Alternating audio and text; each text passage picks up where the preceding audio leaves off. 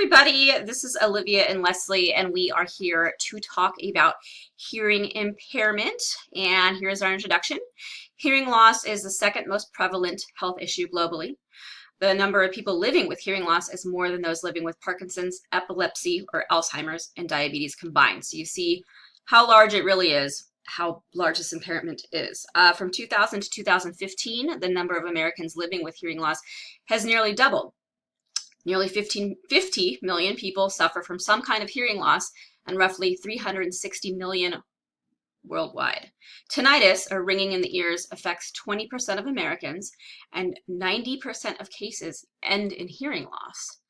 1 in 5 teens and 1 in 5 adults suffer from hearing loss.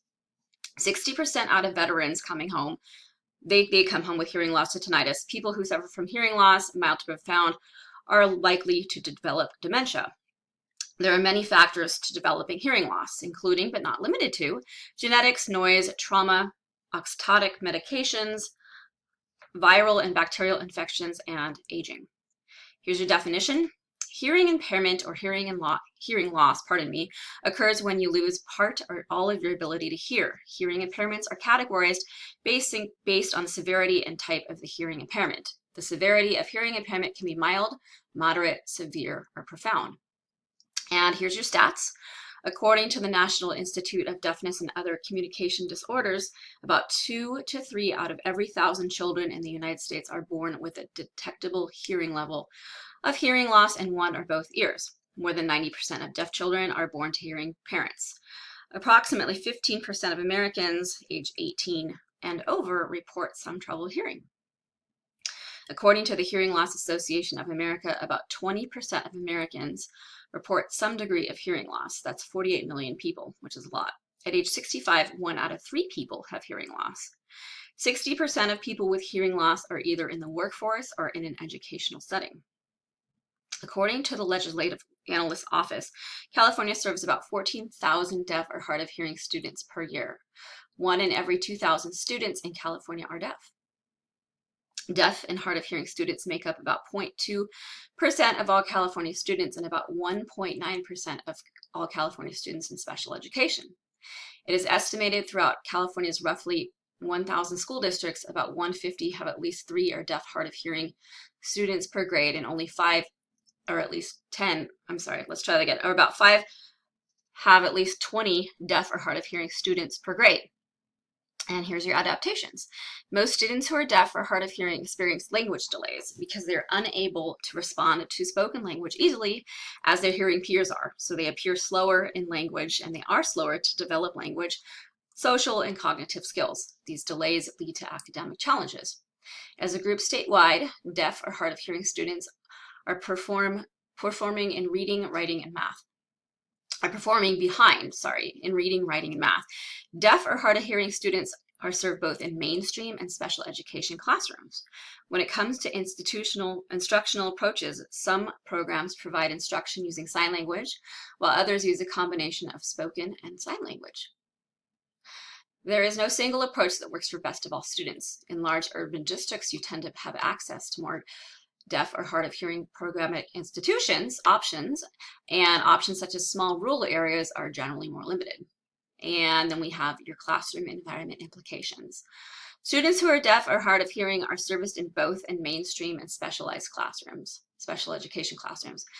Classroom adaptations for the deaf and hard of hearing students should minimize the social, educational, and emotional hardships they may face. It is important for teachers to be aware of the different resources available to provide the best opportunity for students to learn. These resources include amplification systems, basic knowledge of hearing loss, and the educational implications that students struggle with. And we have your academic instructions implications. The state of California offers a variety of deaf and hard of hearing educational programs defined by a particular combination of institutional approach, classroom setting, and instructional provider. And that should say instructional approach. That's my bad. Sorry. Instructional approaches range from mostly auditory to mostly visual. The auditory students receive instructions in spoken English. These students often use assistance in the form of hearing aids, cochlear implants, and classroom amplification systems. This is the most common instructional approach in California. American Sign Language is also an alternative to spoken English. Students who use sign language communication through a combination of hand gestures, shapes, and facial expressions. ASL is a distinct language with grammar, syntax, and a history of its all own. Educators have long debated over whether this is the best approach to working with students with hearing impairments, but of course each case is different. Social behavior implications. In some cases, students with hearing impairments have a hard time communicating with hearing peers, which in time leads to social isolation. One strategy to prevent this is to ensure these students attend schools with a high percentage of students with similar hearing impairments. Some educators believe there should be a 3 to 20 deaf or hard of hearing per grade. Having peers relate to make some students more comfortable and are encouraged to let them know that there are others going through the same thing they are. And it gives them hope that they're not alone. And so here you go. Here's the behind the ear. There's an option. Then there's the receiver in canal that goes in the ear, in the canal, completely in the canal, and then invisible in the canal. And there are your different options. And of course, as we know, there's sign language as well, and there is your basic gist of everything. I guess that's pretty much it. I show you my one-page summary, which is around here somewhere. Let's see, because I'm so great at screencasting. Here you go. Okay, so here's just basically, this is it, one page, boom, done. Here are your references and outside sources. And that is all, folks. Okay, thank you. Bye-bye.